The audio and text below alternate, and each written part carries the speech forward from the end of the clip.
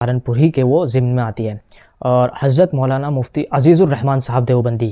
عثمانی رحمۃ اللہ علیہ، جو دارالعلوم دیوبند کے سب سے پہلے صدر مفتی تھے، وہ جلالین شریفین پڑھایا کرتے تھے۔ ایک مرتبہ رات کے وقت قرآن پاک کی ایک آیت وَأَن لَّيْسَ لِلْإِنسَانِ إِلَّا مَا سَعَىٰ، یہ ان کے ذہن میں آئی کہ آدمی کو وہی ملتا ہے جو وہ کوشش اور محنت کرے۔ تو خیال آیا کہ میت کو ایصال ثواب کا مسئلہ تو ہمارے یہاں بھی مسلم ہے، تو کیا یہ آیت اس کے خلاف ہے؟ تو اسی وقت اٹھے اور حضرت گنگوہی رحمۃ اللہ علیہ کی خدمت میں حاضری دینے کے لیے رات کو ہی نکل پڑے، اور دیوبند سے گنگو پیدل گئے رات میں، تہجد کے وقت وہاں پہنچے۔ اس وقت حضرت گنگوہی رحمۃ اللہ علیہ تہجد کے لیے وضو کر رہے تھے، اور اس وقت ان کو دیکھ کے پوچھا کہ کیا بات ہے، یہاں کس طرح آنا ہوا؟ کہا حضرت لیٹے لیٹے خیال آیا، اور میں نے یوں سوچا کہ اگر اسی طرح کا اشکال لے کر کے دنیا سے چلا جاؤں گا تو میرے ایمان کا کیا حشر ہوگا؟ مجھے نیند نہیں آ رہی تھی، تو میں نے سوچا کہ آپ کی خدمت میں حاضری دے کر اس مسئلے کا اس کا حل معلوم کر لوں۔ اسی وقت حضرت گنگوہی رحمۃ اللہ علیہ نے فرمایا، اس سے سعی ایمانی مراد ہے، مطلب یہ ہے کہ کسی ایک کا ایمان لانا کسی دوسرے کی طرف سے کافی نہیں ہوگا۔ جیسے بیٹے نے ایمان قبول کر لیا تو اس کا ایمان لانا باپ کے لیے کافی نہیں ہوگا۔ ایمان ایک ایسا عمل ہے کہ جو کرے گا اس کا فائدہ اسی کو پہنچے گا، کسی دوسرے کی طرف سے ایمان لانا کسی بھی لحاظ سے کافی نہیں ہوگا۔ لیکن ایمان لا چکنے کے بعد دوسرے اعمال کے متعلق کیا حکم ہے؟ تو اس سلسلے میں احناف تو اس طرف گئے ہیں کہ عبادت چاہے مالی ہو یا جانی یعنی بدنی ہو، دونوں کا ثواب مرنے والے کو پہنچایا جا سکتا ہے۔ مثلاً ایک آدمی نماز پڑھ کر، قرآن پاک کی تلاوت کر کے اس کا ثواب اگر پہنچانا چاہے تو پہنچا سکتا ہے، صدقہ اور خیرات کر کے یا قربانی کر کے اس کا بھی ثواب اگر پہنچانا چاہے تو وہ بھی پہنچایا جا سکتا ہے۔ جبکہ شوافع کے یہاں مالی عبادت کا ثواب تو پہنچایا جا سکتا ہے، لیکن بدنی عبادت کے وہ قائل نہیں ہیں۔ لیکن متأخرین شوافع تلاوت کے ثواب کو تسلیم کرتے ہیں، اس لیے علامہ نووی رحمۃ اللہ علیہ نے باب قائم کیا، باب الصدقہ عن المیت، مرنے والوں کی طرف سے صدقہ اور خیرات کرنا۔ چونکہ علامہ نووی رحمۃ اللہ علیہ شافعی المسلک ہیں، اس لیے عنوان کے اندر اس قید کا اہتمام کیا کہ مرنے والے کی طرف سے صدقہ خیرات کرے تو اس کا ثواب مرنے والے کو پہنچتا ہے۔ اور یہ بھی یاد رہے کہ ایصال ثواب مرنے والے ہی کے لیے نہیں ہے بلکہ زندوں کو بھی پہنچایا جا سکتا ہے۔ اس کی مثال ایسی ہے کہ جیسے ہم نے کمایا اور اپنے اکاؤنٹ میں، بینک اکاؤنٹ میں جمع کروا دیا، اب اگر میں یوں کہوں کہ میرے اکاؤنٹ میں سے فلاں کے اکاؤنٹ میں ٹرانسفر کر دو رقم، تو وہ ہو جائے گی۔ اسی طریقے سے عمل کرنے والے نے عمل کر کے جو ثواب حاصل کیا، جو کمایا،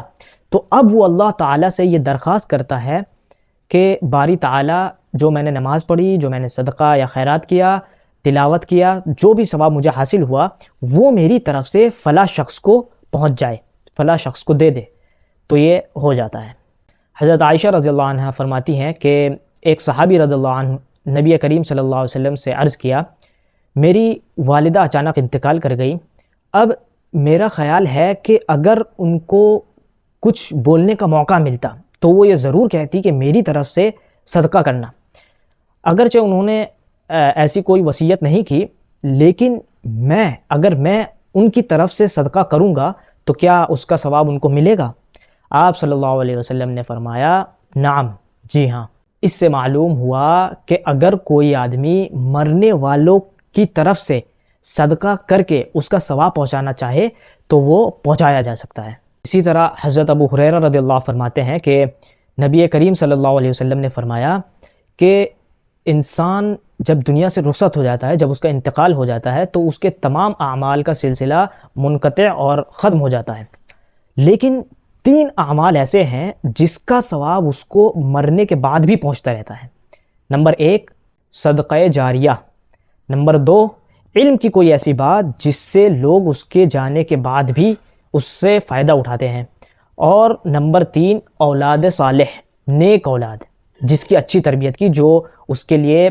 دعائے خیر کرتی ہے اور اس کو بخشتی ہے، اس تک ثواب پہنچاتی ہے۔ یعنی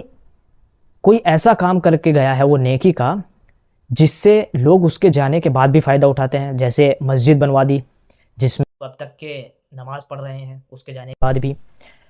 اور یا پھر کوئی مدرسہ بنوا دیا جس میں طلباء جو ہیں مہمان رسول علم حاصل کر رہے ہیں، قرآن پڑھ رہے ہیں، یا پھر خانہ بنوا دیا.